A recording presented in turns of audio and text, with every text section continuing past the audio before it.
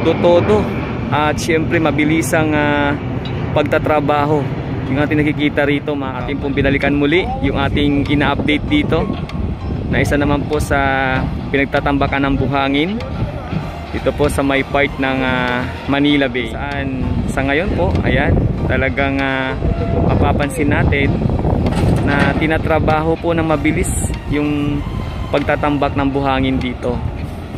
At makikita po natin yung malapad na, no, at malawak na pinagtambakan na ng buhangin.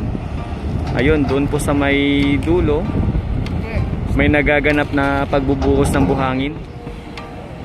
So dito parang meron silang ano, no, yung ginagawa dyan sa side na yan, sa may ilalim ng seawall, kung saan parang pinoform nila na sa palagay ko parang ito yung ano, no, parang style sa kanal ba, mga kabayan ko. Pero syempre atin pa ring abangan kung ano talaga yung pinaka gagawin dito, no. Grabe, oh, umabot na ito sa may area ng Palisok Circle.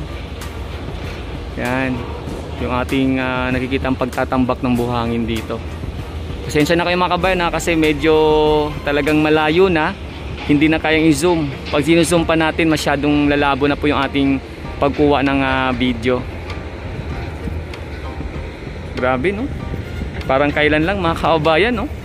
Talagang dagat na dagat pa ito, napakalawak. Ngayon tingnan nyo naman, sobrang lawak at malapad na kabuhanginan. Ganito nila kabilis na tinatrabaho yung pagtatambak ng buhangin. Parang masasabi ko nga, tambak to the max, no? Sobrang bilis ng ano dito ginagawa, mga kababayan.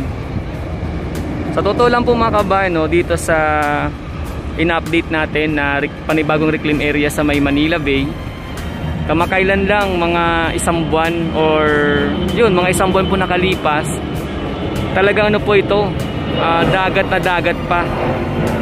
Tapos siguro meron mang tambak na doon lang po sa may bandang malapit doon sa pinaka seaside or seawall yan ang ating nakikita. Pero ngayon, grabe, di ba? Nakakagulat na isang kisap mata lang, parang isang kisap mata, ito na po muli ang ating nakikita. At yun, no, grabe, doon talagang todo ang pagbuga ng pagbuhos ng buhangin or pagbuga.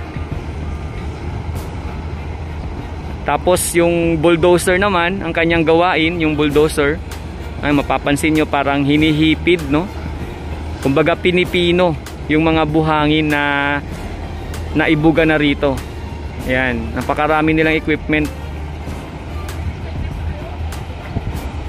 Kung kaya naman napakabilis ng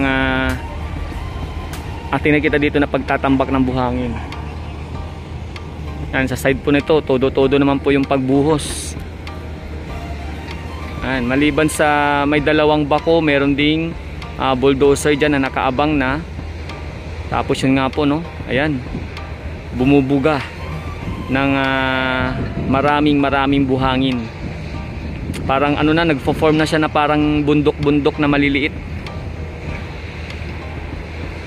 So yan po mga kabayan ko, sa muli, ito pong ating ina-update dito sa panibagong reclaim area sa may Manila Bay, ay patuloy nyo sanang subaybayan at siyempre antabayanan para inyo po nakikita palagi kung ano man yung nagiging ano dito kaganapan. At salamat po muli sa mga magbigay ng kanilang bawat komento dito po sa ating isa na namang upload video or isa na namang panibagong update sa may Manila Bay. And salamat po sa mga mag-likes, mag-share at mag-subscribe. At sana po inyo rin pong bisitahin ng aking Facebook page, Daddy D, same lang po ng pangalan ng aking YouTube channel.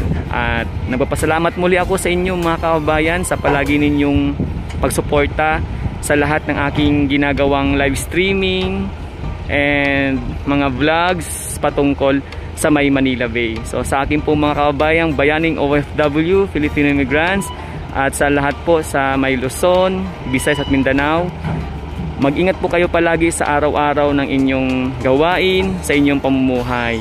At sa muli, thank you so much po mga kababayan ko. God bless us all.